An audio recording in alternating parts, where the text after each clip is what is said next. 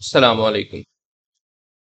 आज की इस वीडियो में मैं आपको डैशबोर्ड की मेन सेटिंग्स और इसके अलावा रिकॉर्ड रूम किस तरह से आपने क्रिएट करना है ये दोनों चीजें बताऊंगा। आपका जब आप लॉगिन करते हैं तो आपके सामने ये एक डैशबोर्ड ओपन होता है जिसमें आपको डिफरेंट कार्ड शो हो रहे होते हैं। बहुत सारे एम्प्लॉयज को आपके जो लेटर्स थे वो शो नहीं हो रहे होते और वो उसको काफी देर तलाश करते रहते हैं। उसकी एक बेसिक सी रीजन वो ये है कि ये टुडे के ऑप्शन पे इस वक्त ये मौजूद है। आप सबकी जो मेन डैशबोर्ड्स हैं बाय डिफॉल्ट टुडे पे उनकी सेटिंग होगी। आप इसको 1 ईयर पे सेलेक्ट कर लें। जैसे ही आप 1 ईयर पे सिलेक्ट करेंगे तो आपके जो पिछले 1 साल के जितने भी लेटर्स हैं, आल्तो के ये अभी इंप्लीमेंट हुआ है। 1 ईयर मीन्स कि आपके पिछले 1 साल के अंदर अंदर जितने लेटर थे वो सारे आ जाएंगे। सो आपके जो 3-4 दिन के पहले के लेटर थे जो आपने डिस्पैच किए थे या आपको आए होंगे वो उसके बाद आपको शो होना शुरू हो जाएंगे जब आप इसको 1 ईयर पे सिलेक्ट कर देंगे। 3 मंथ्स पे भी कर सकते हैं। मैंने for the sake of long term यहाँ पे 1 ईयर आपके कह दिए कि आप इसको 1 ईयर पे कर दें। उसके बाद ये जितने कार्ड्स आपको शो हो रहे हैं आपके डैशबोर्ड पे, इसमें से बहुत से कार्ड्स इररेलेवेंट हैं। आप इन कार्ड्स को यहाँ से रिमूव कर दें। इसको रिमूव करने के लिए ये आपके पास टॉप पे एक ड्रॉप डाउन आ रहा होगा जिसमें आपको डैशबोर्ड कार्ड्स का टेक्स्ट लिखा होगा और साथ ही एक ड्रॉप डाउन है। आप इस पे क्लिक करें। आपके पास ये जितने कार्ड्स के ऑप्शंस हैं इनमें से समरीज को अनचेक कर दें, आपसे रिलेटेड नहीं है। नोट्स को अनचेक कर दें, ये भी आपसे रिलेटेड नहीं है। मीटिंग्स, लेटर्स और डॉक्यूमेंट्स दोनों रहने दें। मीटिंग्स को अनचेक कर दें, ये भी आपसे रिलेटेड नहीं है। टास्क भी अनचेक कर दें। कंप्लेंट्स को भी अनचेक कर दें। लीगल केसेस भी अनचेक कर दें। फाइल्स आप चेक कर दें। ये फाइल्स आपका कार्ड आपके पास मौजूद होना चाहिए। ये 3 कार्ड्स हैं जो आपके पास आपके डैशबोर्ड पे आपको नजर आने चाहिए। बाकी सब कार्ड्स इररेलेवेंट हैं इसलिए उनको अपने डैशबोर्ड पे रखकर कोई फायदा नहीं है। सो आप इन 3 कार्ड्स को अपने डैशबोर्ड पे मौजूद रहने दें। उसके बाद आपने आपके इस अकाउंट के साथ एक हर अकाउंट के साथ एक रिकॉर्ड रूम एसोसिएट है। उस रिकॉर्ड रूम में आप अपने डॉक्यूमेंट्स जो से हैं वो सेव कर सकते हैं। उसमें आप अपनी फाइल्स क्रिएट कर सकते हैं। सो इस वीडियो में मैं एक डिपार्टमेंट के तौर पे ले रहा हूँ। लेट्स सपोज आपका एक एग्जांपल के तौर पे मैं फाइन आर्ट्स डिपार्टमेंट को ले रहा हूँ क्योंकि उनके थोड़े फैकल्टी मेंबर कम थे। सो इसलिए मैंने उस डिपार्टमेंट को एग्जाम्पल के तौर पे ले लिया है। अब लेट्स सपोज ये एक चेयरपर्सन इंचार्ज का डैशबोर्ड है फाइन आर्ट्स का। वो अपने पास वो रिकॉर्ड सारा मेंटेन करना चाह रहे हैं जो उनके एम्प्लॉयज का है। तो उसके लिए वो उनके पास जो रिकॉर्ड रूम एसोसिएट है वो एक्सेस हो सकता है। यहाँ टॉप पे एक बटन है रिकॉर्ड रूम का, वो यहाँ पे भी क्लिक करके जा सकते हैं। एक लेफ्ट साइड पे यहाँ पर रिकॉर्ड रूम का बटन है, आप इस पे भी क्लिक कर सकते हैं। आप इस रिकॉर्ड रूम पे क्लिक करें।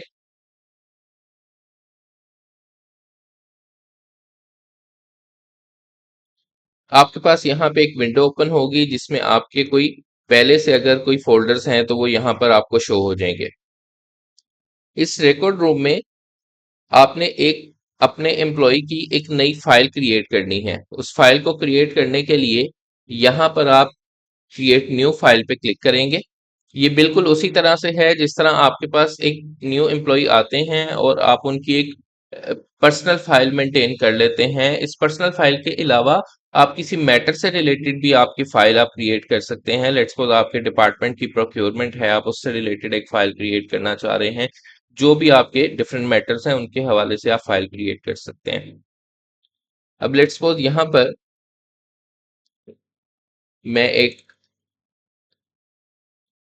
फाइन आर्ट्स के एम्प्लॉय हैं, उनकी पर्सनल फाइल जो उनका डिपार्टमेंट मेंटेन करना चाह रहा है एचओडी के अकाउंट में, वो इस तरह से उनका नाम एंटर कर देंगे और यहाँ पर जो भी उनके फाइल का मैनुअल नंबर चल रहा था, अगर कोई चल रहा था तो वो यहाँ पर उसको एंटर कर देंगे। जैसे ही वो एंटर करेंगे और इसके बाद स्टार्ट डेट अगर वो मेंशन करना चाहें तो मेंशन कर दें, एंड डेट अगर मेंशन करना चाहें। ये जो नेक्स्ट 5 ऑप्शंस हैं ये अभी इसलिए इररेलेवेंट हैं क्योंकि अभी ईफोस की नई नई इम्प्लीमेंटेशन है, इसमें स्टार्ट डेट एंड डेट सारी वही हैं जो रूटीन में चल रही है। सो आप इन सारी फील्ड्स में एंट्री कोई भी करने की जरूरत नहीं है। ये दोनों चीजें एंटर करने के बाद आप ये एक बटन है लाल ग्रीन कलर का, ऊपर व्हाइट कलर का एक उसके फाइल का आइकॉन है, इस पे आप क्लिक करें। राइट साइड पे यहाँ पर आप क्लिक करें। आपके पास एक फाइल क्रिएट हो जाएगी उस पर्सन के नाम से। मैं अभी जितने एम्प्लॉयज हैं उस डिपार्टमेंट के, मैं उन सब की ही इस तरह से एक फाइल क्रिएट कर लेता हूँ।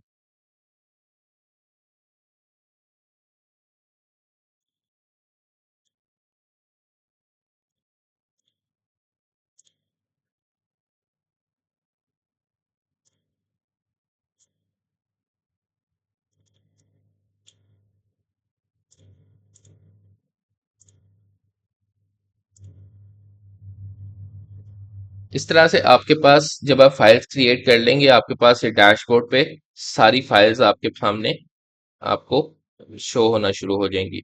ये आपको फोल्डर का आइकॉन है, लेकिन चूंकि ये फाइलिंग सिस्टम है तो आप इसको बिल्कुल अपने मैनुअल ऑफिस की तरह यूज करें कि वहां पे भी आप डिफरेंट एम्प्लॉयज की या डिफरेंट मैटर्स की आप फाइल्स ही क्रिएट करते थे। सो ये आप फोल्डर्स फाइल्स जो आपने क्रिएट कर ली हैं, अब इसके अंदर आप इनका डिफरेंट डाटा सेव कर सकते हैं। अब इस डिफरेंट डाटा जो आपने इसके अंदर सेव करना है, उसके लिए आप जब आपके पास कोई लेटर आएगा उसमें मैं आपको बता दूंगा कि आपने इस फोल्डर को उस स्पेसिफिक लेटर के साथ किस तरह से एसोसिएट करना है। अब ये क्रिएट करने के बाद आप इस पे क्लिक करें, किसी एक फाइल पे क्लिक करें।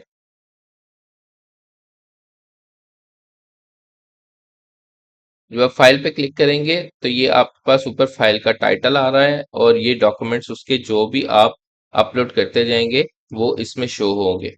ये आपकी मेन फाइल है उस स्पेसिफिक पर्सन की। उसके अंदर आप जितने भी डॉक्यूमेंट सेव करना चाहेंगे वो सारे के सारे डॉक्यूमेंट्स आप उसके सेव कर सकते हैं। यहाँ पर वो आपको डिफरेंट डॉक्यूमेंट शो हो रहे होंगे, सारी चीजें अभी मैं कुछ आपको अपलोड करके दिखा भी दूंगा।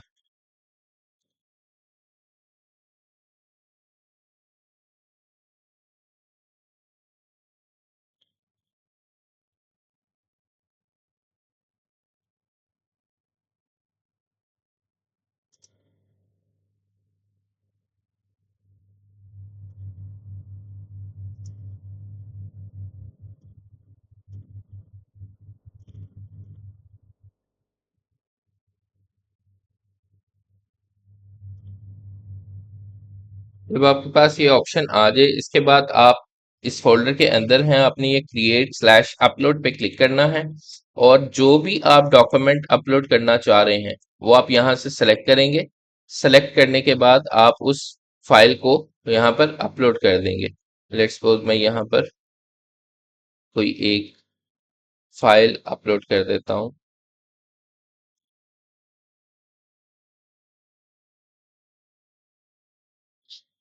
यहाँ पर एक चीज आप जहन में रखिएगा, जो भी आपकी फाइल है उसका नाम सिर्फ अल्फाबेट्स और डिजिट्स के साथ होना चाहिए।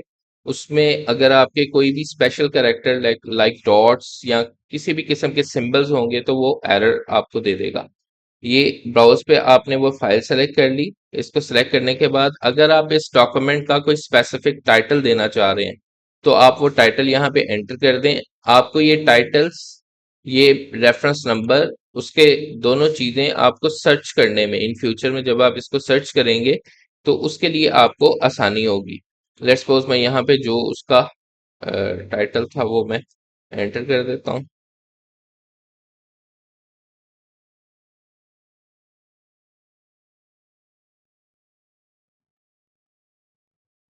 ये एंटर करने के बाद आप ये टॉप पर एक बटन है अपलोड का, आप इस पे क्लिक करेंगे।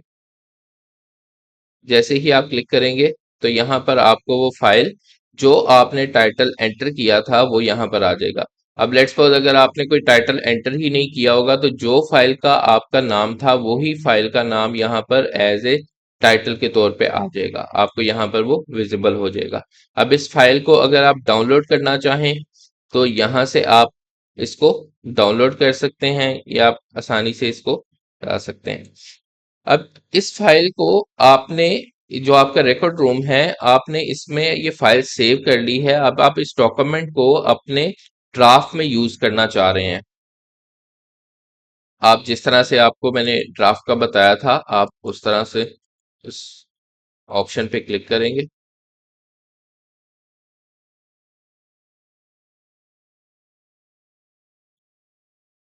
यहाँ पर आप एक न्यू डीएफए पे क्लिक करेंगे।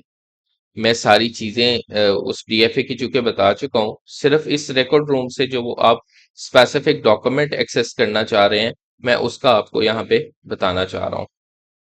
अब यहाँ पे अगर आप एक्स स्पेसिफिक अनेक्स करना चाह रहे हैं उस डॉक्यूमेंट को, तो आप यहाँ पर क्लिक करेंगे अटैच फाइल पे। आप एक कोई भी लेटर ड्राफ्ट कर रहे हैं, आप उस लेटर में वो डॉक्यूमेंट जो आपने अपने रिकॉर्ड रूम में सेव किया था उसको यहाँ पे अनेक्स करना चाह रहे हैं। आप यहाँ अटैच अनेक्सर पे क्लिक करेंगे और यहाँ पे टॉप पे आपके पास ऑप्शन आ रही होगी रिकॉर्ड रूम की। आप ये रिकॉर्ड रूम पे क्लिक करेंगे और नीचे आपके पास वो सारी फाइल्स आ जाएंगी जो फाइल्स अभी आपने क्रिएट की थी। जिस फाइल के अंदर कोई डॉक्यूमेंट आप जो स्पेसिफिक आप सेलेक्ट करना चाह रहे थे, उस पे आप ये लेफ्ट साइड पे जो फोल्डर का आइकॉन है इस पे क्लिक करेंगे। इस पे क्लिक करने के बाद जो आपकी फाइल है उसके ऊपर उसको चेक करेंगे। चेक करने के बाद ऐड कर देंगे। जैसे ही आप ऐड करेंगे आपके पास ये वाला डायलॉग बॉक्स ओपन हो जाएगा। यहाँ पर आप जिस टेक्स्ट के साथ इसको एसोसिएट करना चाह रहे हैं वो टेक्स्ट आप यहाँ पे मेंशन कर देंगे। जैसे ही आप मेंशन करेंगे, ये फाइल अब आपके डॉक्यूमेंट के साथ अनेक्स हो चुकी है जो आपके रिकॉर्ड रूम में पड़ी है। आप जैसे ही ये ड्राफ्ट आप किसी को डिस्पैच करेंगे, ये वाला लेटर स्पेसिफिकली उस लेटर के साथ अटैच होके आपके जिस जिस भी कंसर्न को आपने एड्रेस किया उनके पास पहुंच जाएगा। आपके रिकॉर्ड रूम का लेटर आपके रिकॉर्ड रूम में ही रहेगा, वो कोई और एक्सेस नहीं कर सकता। लेकिन जो जिनको आपने लेटर डिस्पैच किया है वो इसकी एक कॉपी उस उनको भी चली जाएगी और वो इसको जो जिस भी हेल्पिंग पर्पस के लिए आपने वो डॉक्यूमेंट अटैच किया है वो आप यहाँ पे उनको विजिबल होगा।